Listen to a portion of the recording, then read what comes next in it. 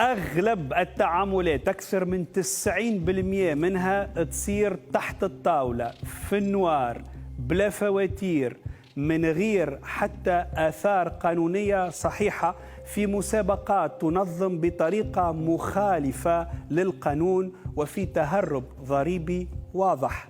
هذا الجزء الثاني من تحقيق الحقائق حول الانستغرايب. حسن بهلول. انستغرايب، تحقيق الحقائق الأربع في عجائب وغرايب الانستغرام واللي صاير فيه في تونس. معطيات خلفت برشا تفاعلات وساعات انفعالات، مسابقات الجو كونكور، الوعود بخدمات زايفة والإشهار الكاذب. 3 ممارسات تصير كل يوم على انستغرام في تونس، كنا حكينا عليها في تقرير الجمعة اللي فاتت في الحقائق الأربع. لكن خلينا نرجعوا لأصل الموضوع. هل صحيح أن أمور الناس اللي تخدم على انستغرام الكلها قانونية؟ هل صحيح أنه ما فماش قانون يحكم المسابقات اللي نظموها؟ وهل صحيح أنه أمورهم المالية الكل منظمة وعلى العال؟ بعد انستغرايب المرة هذه نمشيو الانستا تحيل.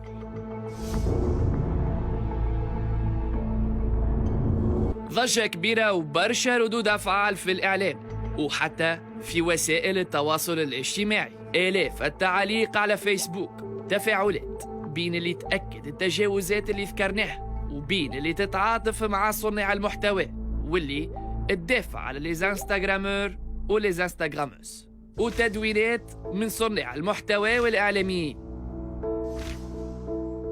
جدل حول تأثير الانستغرام واللي يخدموا بيه على برشا توانسة وخاصة على ممارسات يبدو أنها مشبوهة. صحيح في تونس ما زلنا ما خلطناش حتى تفاعل من الدولة وما فماش قانون خاص بصناعة المحتوى، لكن هل هذا يعني أنه ليزانستغرامور وليزانستغراموز ينجموا يعملوا اللي يحبوا عليه الكل؟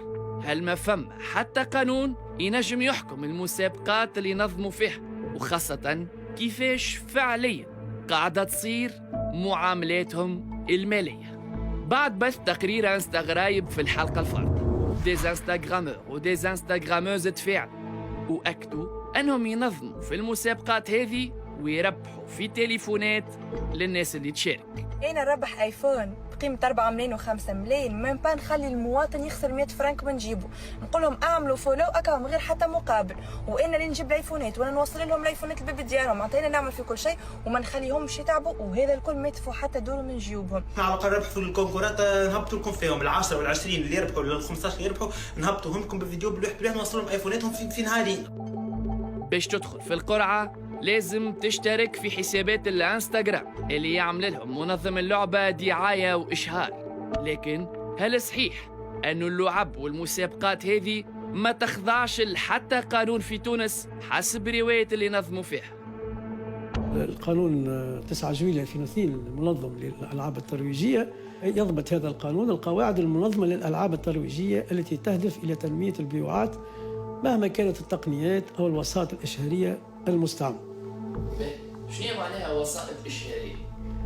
الوسائط الإشهارية يعني كل وسيلة اتصال يمكن استعمالها لتنمية البيوعات أو لتنمية بيوعات المنتوج المراد يعني بيعه. يعني نقول احنا فيسبوك ولا انستغرام ولا نقول تويتر ولا غيره، هي كلها تدخل، ولا الانترنت بصورة عامة تدخل في وسائل التواصل. احنا نسميه فيسبوك هو وسيلة تواصل اجتماعي، وهكذا يسمى يعني وسائل، ويمكن أن يدخل في وسائل الاتصال بطبيعة الحال. هذاك علاش اللي يحب يعمل أي لعبة على أي موقع تواصل اجتماعي ومنهم انستغرام لازم يحدد النظام متاعها، يودعوا عند عدل إشهاد، ما كانش يتسمى مخالف للقانون وينجم يعرض روحه العقوبات.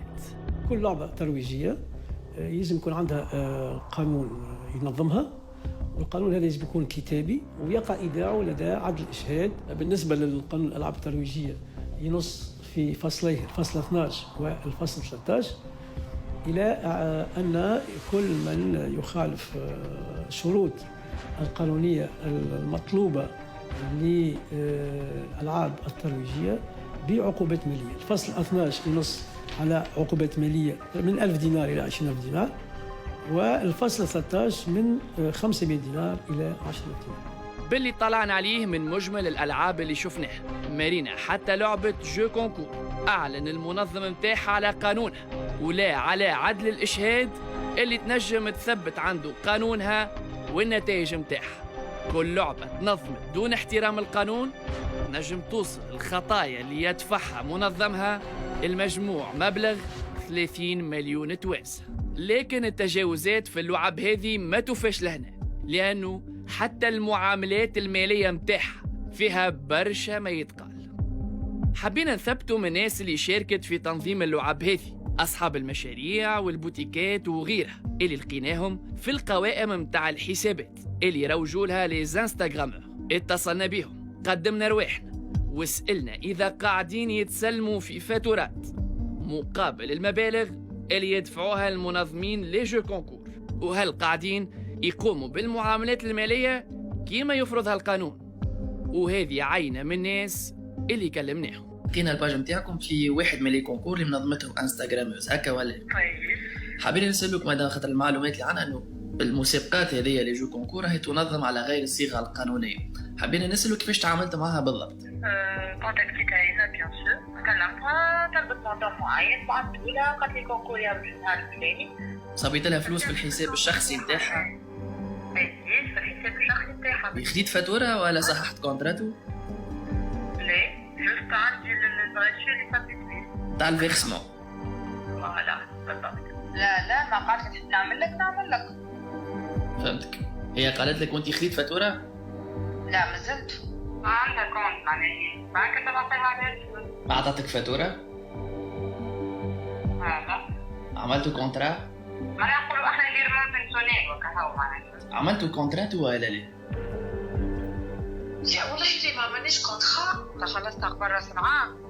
دونك ما عرفتش تنجم تكونتاكتيها بيان سور باش تقولها رجع لي مش باش ترجع لك بيان سور. فهمت هكا؟ انت خديت من عندها فاتوره ولا ما خديتش مدام؟ هي قالت لي نبعث لك نورمالمون، مازلت انا ما خديتش. خديتي فاتوره في التعامل نتاعك معها؟ عطا انا كغليتي وهي في تونس كيفاش ناخذ الفاتوره تراح انا بالثقه طلبت ثقه. خديت فاتوره ولا صححت كونتراتو؟ لا معناها لا صححت لا فاتوره لا كونتراتو. اي مخالفين القانون. كي نبدا انا نعمل دي بريستاسيون وناخذ فلوس وحتى كان ما فكرتش تي في ا نجم راهو في حاله مراقبه جبائيه نخلص هذا المونطون هذاك نتاع تي في ا. الفلوس اللي دخلوها الكل يلزم يخلصوا عليها اداءات. من حق الدوله باش طالبهم باش يخلصوا اداءات، وعندنا احنا في النومنكلاتور نتاعنا نتاع الانشطه في تونس حاجات نجم يدخلوا تحتهم المهن هذو. مثلا عندنا حاجه اسمها كوميونيكاسيون ريلاسيون بوبليك، اتصال وعلاقات عامه، اللي يعملوا فيه ذول ينجم يندرج في الاطار هذا. كي نجم يقوموا بتصريح بالوجود في النشاط هذا، يخدموا على انستغرام، يخدموا على فيسبوك، يخدموا على يوتيوب، هذاك كله دي سوبور. القانون واضح، يمنع أي تعامل تجاري من غير فاتورة، حتى إذا الأموال هذه قاعدة تتصب في حسابات بنكية. أصحاب المشاريع اللي يسعوا للدعاية عن طريق لي جو كونكور يصبوا الفلوس في حسابات بنكية اللي ثبتنا من برشا منها ولقيناها بأسامي أشخاص طبيعيين، في الوقت اللي البعض منهم يخرج بيقول أنه ينظم في اللعب هذه عن طريق شركات. اي واحد عنده علاقه بالشركه نجم يكون حتى مساهم فيها، اسوسي فيها، والا الوكيل نتاعها، والا يقرب المولى الشركه يجي ياخذ فلوس، نصبوا له فلوس اللي هو خاطر الشركه عملت دي بريستاسيون دو سيرفيس، راهو ممنوع ما نخلصوا كان الشركه على الحسابات نتاعها. اي شخص عنده علاقه بالشركه كما قلت نجم يكون حتى هو يملكها 100% الشركه هذه، ما عندناش الحق نخلصوه هو على حساب الشخصي نتاعو. كنا توصلنا في تحقيقنا زادة لشهادات ووثائق تثبت أنه ناس ومشاريع تشارك في لي جو كونكور في تونس وتخلص المنظمين في دول أجنبية، ومش على طريق تحويلات تتعدى بالبنك المركزي كيما لازم يكون، خدمات تخلص في النوار من غادي لغادي وعلى خلاف الصياغ القانونية، وتتصنف على أنها مخالفات وجرائم صرف. شركه ولا مؤسسه مقيمه في تونس باش نشري خدمات من عند واحد البرا ما نجمش نعطيه سبيس، في كل الحالات ممنوع. حتى باش نتصل بعبد مقيم في بلاد واحده اخرى ونعطيه انا فلوس في تونس وهو يخلص عليا البرا ممنوع، قاعد نخالف في قانون الصرف التونسي. المخالفات هذوما القانون الصارف في تونس ينجم ينجر عليه عقوبات، دونك عقوبات خطايا، وينجم يوصل حتى عقوبة سجنية في بعض الحالات. الحسابات الوهمية واحدة من النقاط اللي أثارت برشا ردود وتكذيب، والاختصار المسافات وتأكيد ما قلناه من معطيات. قابلنا واحد من التقنيين اللي ينجموا يزيدوك آلاف المتابعين الوهميين بنزلة واحدة على فلسة برك. نجم تشري اللي لايك على بوست على الانستغرام، اللي جيم على تصاور، اللي جيم على تصاور وكل شيء. نجم تشري ديزابوني على الانستغرام، ومن طون نجم تشري الفيو على ستوري. اذا نحاولوا توا نشريو دي فيك فولورز، معناها متابعين وهميين من السيت هذا، كيفاش نعمل؟ باهي نمشيو للباي فولورز. عندنا دو تايب نتاع فولورز. فما فولورز اللي هما نورمال، تلقاهم تنجم تكون فما تصاور ما فيهمش تصاور، فيهم تصويرات، تنجم تصور حيوانات، تصور ديزوبجي، كل شيء. سمهم مختلف. وفما الاكتيف فولورز اللي هما تلقاهم ديجا اكتيف، يهبطوا ستوريات، عنده برشا تصاور، عباد ريال اكتيف، عندهم برشا ناس تتبع فيهم، يعني قاعده تتبع فيهم. 500 فولورز كاليتي بريميوم، $12. 500 نفسها $7 في الكاليتي الخايب، يعني ديفيرونس $4 في الكاليتي.